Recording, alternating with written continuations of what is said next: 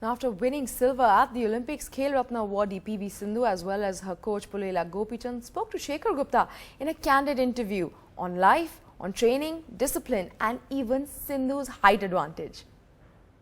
I heard that when you went to train with Gopi, you were this small. Yeah. And as he started training you, his problem was that every few months you will get a bit taller. So he had to readjust his court reach and everything. So tell us that story. Good evening, everybody.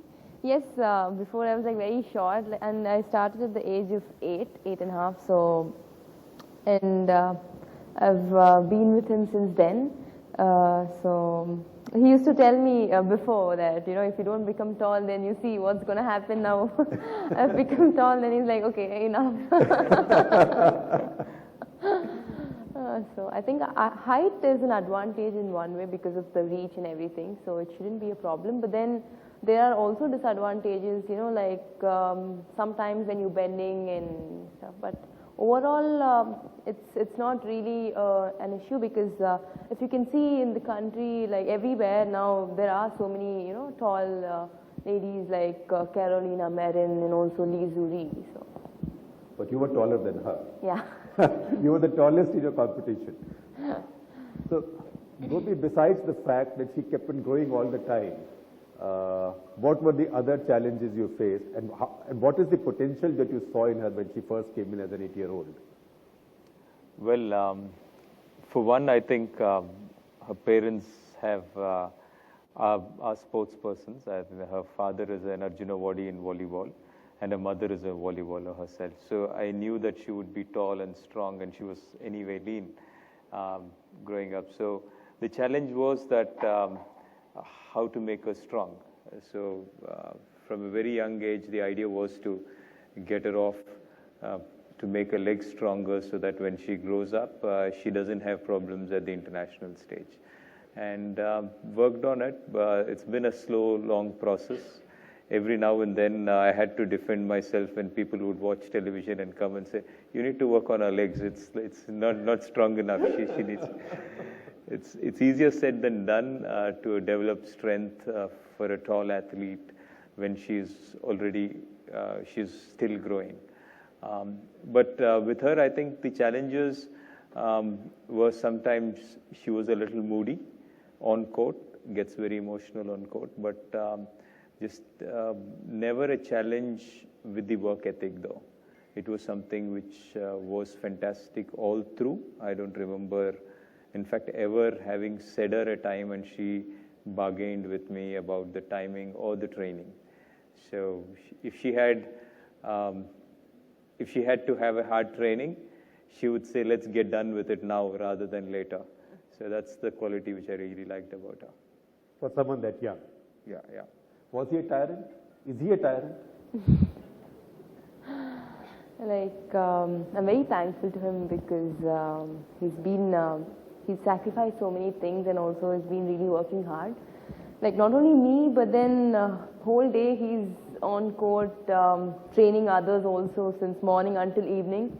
So I think we all have to, you know, be very grateful for his patience, one thing. How do you prepare for a big match?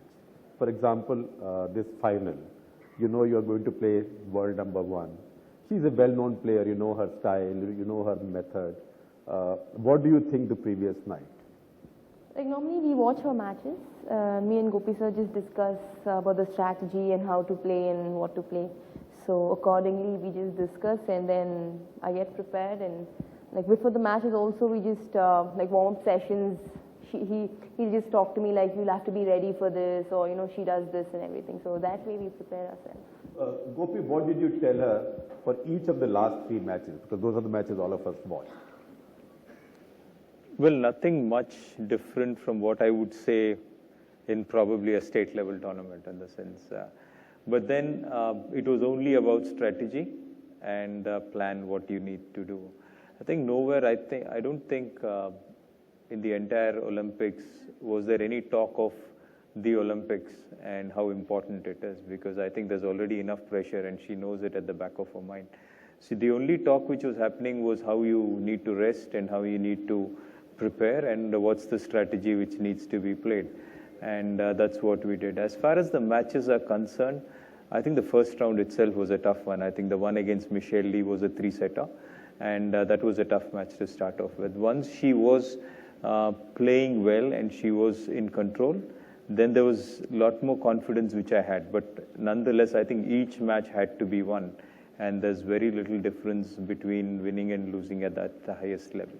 Because badminton has become much faster than it used to be, because now points are not linked to service. There is no changeover. Well, that's one case, and the fact that she's lost to the same players many a time, she's beaten them a few times. So it was kind of a lot of mental things as well, in the sense if you and things like the games at the Olympics and such high pressure ones, the moment you win the first game, you put pressure, then somebody is going to crack. And typically, if you have the momentum on your side, there's more likely chance that you're going to win. So these are matches which turn very quickly. So that What is the toughest thing you said to her in these Olympics at some point? Toughest as in, well, I think she's been good by and large. I think there was nothing to complain really. Got angry a couple of times, in warm-up, but nothing much. Something I think we overheard in the semi-final, where I think after the first game you said, stay focused, she's got no weapons. You said that, didn't you? So see, we were eavesdropping. So what exactly made you say that? I mean, did you think that the Japanese was just purely defensive? Yeah, I think at 5 feet, she wasn't having much weapons, and Sindhu had enough in her retrieving capabilities to ensure that she could win the game defensively as well. And for me, the thing was, which I was telling her was, finish the first game, I want the fist up, punch in the air. I want you to finish the second game, close the match, lift your hands up, get it done. In the sense, finish the rally, see through the end of the rally, and finish the match and see through the end of the match. Because you want to ensure that the thought of winning is done with, and you're not stopping at the last hurdle and faltering there. So I just wanted her to finish the point and finish the game. And that's what I was consistently doing. So what happens to an Indian athlete's mind when you get to a stage where you know a medal is guaranteed, right?